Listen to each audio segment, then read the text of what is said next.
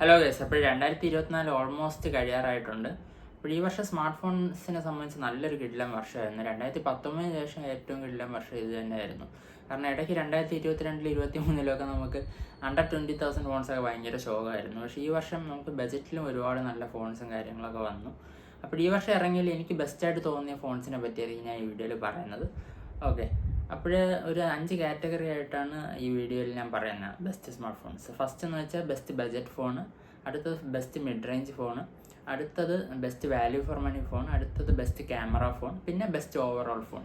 Okay, അപ്പോൾ ഇത്രയായിരിക്കും നമ്മുടെ കാറ്റഗറീസ്. ഫസ്റ്റത്തത് ബെസ്റ്റ് ബജറ്റ് സ്മാർട്ട് ഫോൺ. ഇതിൽ ഞാൻ പിക്ക് ചെയ്യുന്നത് CMF ഫോൺ 1 ആയിരിക്കും. CMF ഫോൺ 1 അണ്ടർ 15,000 അവൈലബിൾ ആണ്. ആ ഒരു പ്രൈസിനകത്ത് തരുന്ന ഒരു പ്രീമിയം സോഫ്റ്റ്വെയർ എക്സ്പീരിയൻസ് ഒക്കെ അൺമാച്ച്ഡ് ആണ്. വേറെ ഒരു ഫോണിനും ആ ഒരു ലെവൽ എക്സ്പീരിയൻസ് ഒന്നും തരാൻ പറ്റത്തില്ല. അപ്പോൾ ഈ ഫോണിൻ്റെ റിവ്യൂ നമ്മൾ ചാനലിൽ ചെയ്തിട്ടുണ്ട്, നിങ്ങൾക്ക് അത് ചെക്കൗട്ട് ചെയ്യാം. അപ്പോൾ best budget phone CMF phone 1 ആണ്. ഓക്കെ, അടുത്തത് best mid range phone. Mid range ഫോണിൽ ഞാനിപ്പോൾ 2 ഫോൺസിനെ സെലക്ട് ചെയ്യും അണ്ടർ 25,000. ഓക്കെ, അപ്പോൾ ഫസ്റ്റ് ഒന്ന് വെച്ചാൽ IQ Z9s Pro. ഇതിൻ്റെ തന്നെ വിവോയുടെ ഒരു മോഡലുണ്ട്, Vivo T3 Pro. അപ്പോൾ വിവോയുടെ സബ് ബ്രാൻഡാണ് IQ, അത് നിങ്ങൾക്ക് അറിയായിരിക്കുമല്ലോ. ഓക്കെ, അപ്പോൾ ഇത് രണ്ടുമായിരിക്കും ഞാൻ ഫസ്റ്റ് സെലക്ട് ചെയ്യുന്നത്. ഇതിൻ്റെ ഒരു ഓവറോൾ പാക്കേജ് കാരണമാണ് ഞാൻ ഈ ഫോൺ സെലക്ട് ചെയ്യുന്നത്.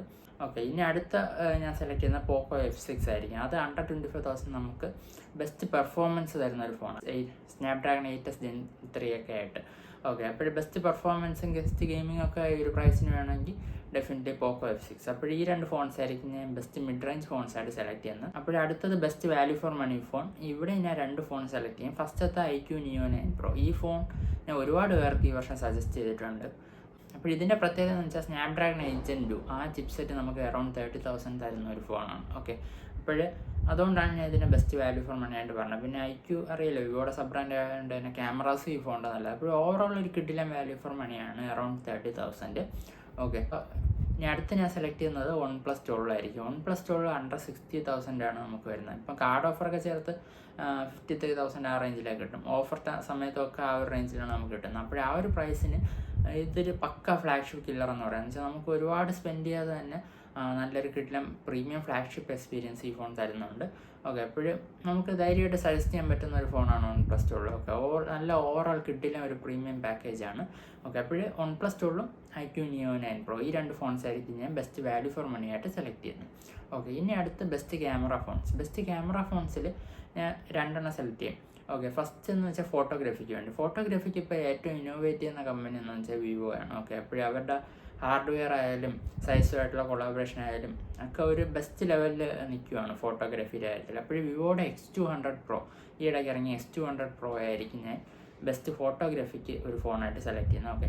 ഓക്കെ, പക്ഷേ വീഡിയോയുടെ കാര്യത്തിൽ ഇപ്പോഴും ഐഫോൺ തന്നെയാണ് ബെസ്റ്റ്. അപ്പോൾ iPhone 16 Pro ആയിരിക്കും ഞാൻ വീഡിയോഗ്രാഫിയുടെ ആ ഒരു ഡിപ്പാർട്ട്മെൻറ്റ് സെലക്ട് ചെയ്യുന്നത്. അപ്പോൾ ബെസ്റ്റ് ക്യാമറ ഫോൺസ് 2 ഒന്ന് വിവോ X200 Pro ഫോട്ടോഗ്രാഫിക്കും, അടുത്ത് iPhone 16 Pro വീഡിയോഗ്രാഫിക്കും. ഈ വിവോ X200 Pro ആ ഒരു ടെലിഫോട്ടോ ലെൻസ് അത് വേറെ ലെവലാണ്. അത് നിങ്ങൾ കുറച്ച് വീഡിയോസും സാമ്പിൾസും കാണുമ്പോൾ അങ്ങ് ഞെട്ടിപ്പോകും, അത്ര കിടിലാണ്. ഓക്കെ, ഇനി അടുത്ത best overall smart phone. Okay, അപ്പോൾ ഇതിൽ ഞാൻ iPhone 16 Pro ഒരെണ്ണം സെലക്ട് ചെയ്യും. കാരണം ഒരു ഓവറോൾ പാക്കേജും ഇപ്പം ക്യാമറാസ് വീഡിയോ കാര്യത്തിൽ അടിപൊളിയാണ്, ഫോട്ടോഗ്രാഫി ഒക്കെയാണ്, ബെസ്റ്റ് അല്ല. ഓക്കെ, പിന്നെ ബാക്കി iOSൻ്റെ ഒരു പ്രീമിയം എക്സ്പീരിയൻസും കാര്യങ്ങളൊക്കെ വരുന്നുണ്ട്. ഇനി ആൻഡ്രോയിഡ് സൈഡിൽ ഞാൻ സെലക്ട് ചെയ്യുന്നത് Samsung S24 Ultra ആയിരിക്കും. എന്തുകൊണ്ട് വിവോ X200 Pro സെലക്ട് ചെയ്തില്ലെന്ന് ചോദിച്ചാൽ ക്യാമറാസ് മാത്രമല്ലല്ലോ ഒരു ഫോണിൽ നന്നായിട്ട് വേണ്ടത്. നമുക്ക് ഈ വിവോയുടെ സോഫ്റ്റ്വെയറിന് ഇനിയും കുറച്ച് വർക്ക് ആവശ്യമുണ്ട്, അത് കുറച്ചുകൂടെ പ്രീമിയം ആക്കേണ്ടതുണ്ട് അവർ. പക്ഷേ S24 Ultra premium software experience തരുന്നുണ്ട്. പിന്നെ അതിൻ്റെ ആൻറ്റി റിഫ്ലക്റ്റീവ് കോട്ടിങ്ങുള്ള ഡിസ്പ്ലേ അത് വേറെ ലെവലാണ്, കിടിലെ AI ഫീച്ചേഴ്സ് വരുന്നുണ്ട്.